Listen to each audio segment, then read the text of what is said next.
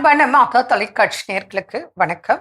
இன்றைய நிகழ்ச்சியில் நம்ம ஹைப்பர் டென்ஷன் பற்றி பார்க்கலாம். அதிக ரத்த அழுத்தம், பிபி, ப்ரெஷர்ன்னு சொல்லுவாங்க. ஓகே, இப்போ எந்த ஏஜுக்கு வேணா பிபி இருக்கு. இப்போ எல்லாமே டென்ஷன், லைஃப் ஸ்டைல் மாறி போச்சு. தூக்கம் இல்லை, நைட்டில் தூங்குறது இல்லை, புரியுதுங்களா? நைட்டெல்லாம் முழிச்சிட்டு இருக்காங்க, பகலில் எப்போ வேணால் சாப்பிட்றாங்க, எப்போ வேணால் தூங்குறாங்க.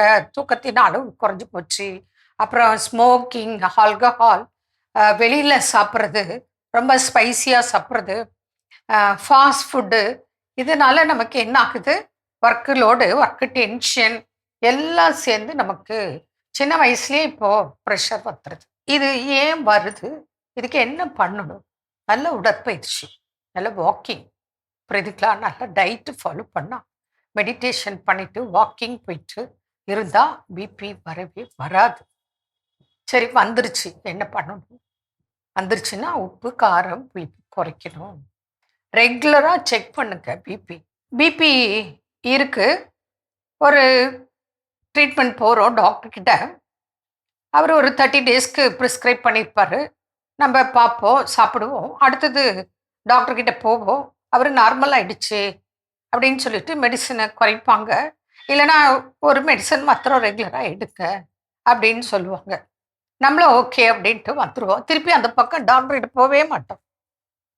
நமக்கு தான் பிபி நார்மல் ஆகிடுச்சு. மெடிசனும் எடுக்க மாட்டோம், டயட்டும் எடுக்கிறது இல்லை பேஷண்ட்டு. ஆனால் அதோட விளைவு என்ன ஆகுது? அவங்க எல்லாமே கண்ட்ரோல் இல்லாமல் சாப்பிட்றது, பிபி இருக்கும். ஆனால் இவங்க இல்லைன்னு நினச்சிக்கிட்டு வருடக்கணக்கில் அந்த பிபி செக் பண்ணுறதே கிடையாது. அப்போ இதனோட விளைவு என்ன அப்படின்னு பார்த்தீங்கன்னா, பக்கவாதம். அதுவும் சம்மரில் ரொம்ப பாதிப்பு வர வாய்ப்பு உண்டு. இதை விட இன்னும் மோசமானது, இதுவே மோசமானது, பக்கவாதமே மோசமானது. இதை விட மோசமானது கிட்னி ஃபெயிலியர். கிட்னி போய் பாதிப்பாகி சிறுநீரக ஃபெயிலியர். இப்படித்தான் இன்னைக்கு பிரச்சனை. அதே போல் சுகர் பேஷண்ட்டும் பிபி பேஷண்ட்டும் கண்டிப்பாக குடிக்கக்கூடாது. எல்லாருமே குடிக்காமல் இருக்கிறது ரொம்ப ரொம்ப ரொம்ப நல்லது. இந்த 2 பேஷண்ட் கட்டாயம் குடிக்கக்கூடாது. ஏன் அப்படின்னா, ஹைப்பர் டென்ஷன் பேஷண்ட்க்கும் டயபெட்டிக் பேஷண்ட்க்கும் குடித்தா அது சைலண்ட் கில்லர். தயவு செய்து குடிக்கிற பழக்கத்தை நிறுத்துங்க, குடிக்காதீங்க. முதல்ல ஆரம்பிக்கிறதே தேவையில்லாத ஒரு பழக்கம் ஃபஸ்ட்டு. அடுத்தது பார்த்தோன்னா, நம்ம உப்பு, காரம், புளி குறைக்கணும். நம்ம ஒரு 4 இல்லை 5 கிராம் அளவுக்கு உப்பு எடுத்துக்கலாம். சமைக்கும்போது உப்பு போடுறதையே விட்டுடலாம். சாப்பிடும்போது ஒரு பிஞ்சு 2 பிஞ்சு போட்டுக்கலாம். இது பிரச்சனை கிடையாது. அடுத்தது வீட்டில் நம்ம சீரகம், வெந்தயம், கொத்தமல்லி விதை, மல்லின்னு சொல்லுவோம்ல, இதெல்லாம் 50 கிராம் எடுத்து தனித்தனியாக வறுத்து பொடி பண்ணி வச்சுட்டு அது சாப்பிடலாம். தண்ணியில் சீரகமும் மல்லியும் போட்டு கொதிக்க வச்சு அதிலே 2 ஏலக்காய் தட்டி போட்டு கொஞ்சம் வெட்டி வேர் போட்டு சாப்பிடலாம்.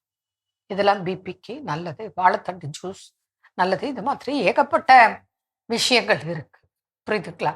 அதே போல் இந்த சீரகம், எலுமிச்சம்பழம், சீரக பொடி பண்ணிவிட்டு லைம் ஜூஸில் நீங்கள் சீரகத்தூள் போட்டு உப்பு போட வேண்டாம், அது குடிக்கலாம்.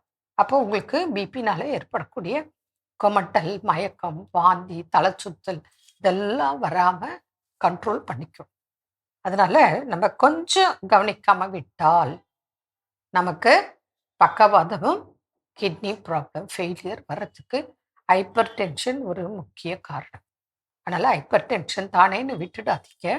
நிறைய பேஷண்ட் வராங்க சின்ன வயசுலேருந்து வயதானம் வரைக்கும். அவங்களுக்கு mild medicine plus maximum diet, exercise இது செய்யும்போது வாழ்நாள் முழுவதும் இது போல் நமக்கு பக்கவாதம் வராமலும் கிட்னி ப்ராப்ளம் வராமலும் பாதுகாக்கும் வழிமுறைகள் நிறைய இருக்குது.